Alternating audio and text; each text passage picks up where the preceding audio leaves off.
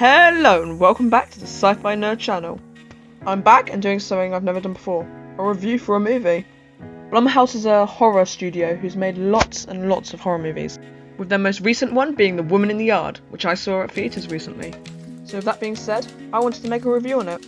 I'll split this video up into different chapters so you can skip to where you want to go. So let's go. By the way, if you want to see the movie still, skip over this chapter.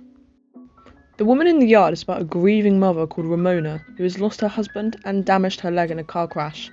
Her and her kids live in a farmhouse in the middle of nowhere, with the electricity powered off. Trying to just get by, the family notice, out of nowhere, a woman dressed in black sitting outside. Cue the frantic struggle of finding out who this woman is, and the desperate struggle to get away. The movie's pretty easy to understand in the first and second act, but the third act makes it a bit more confusing to follow along.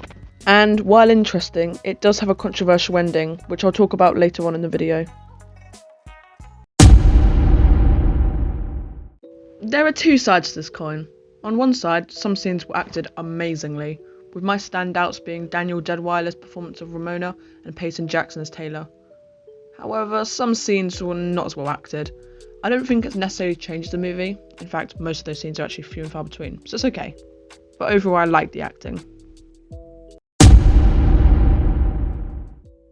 The scares in this movie were good. It's like the middle of jump scares. Not too many that a non-horror movie enjoyer could watch, but also enough to keep a horror movie fan entertained. Oh, and also, there was one scene with Stitch that made me feel really squeamish, even though it's not that bad in terms of horror movies. I also wanted to say, the message behind this movie is related to a lot of depression stuff, so if people have issues with that or are dealing with that themselves, it can be quite a hard watch.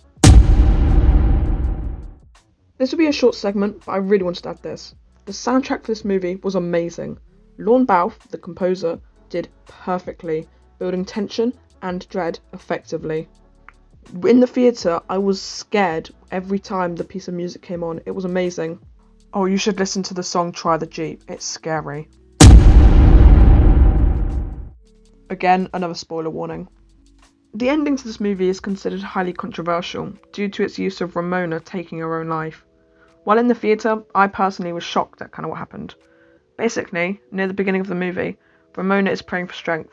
It turns out she's actually praying for the strength to be able to pass on, with the woman in the yard acting as a representation of that. While the ending is ambiguous, it's clear the filmmakers are trying to push it in that direction. I'll let you decide what to think about the ending, as it is a serious issue many go through and have been affected by.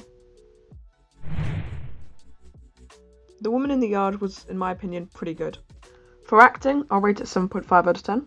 For scares, 7 out of 10. For plot, 7.5 out of 10. And for soundtrack, 9.5 out of 10. Which means on the movie meter, it gets 31.5 out of 40.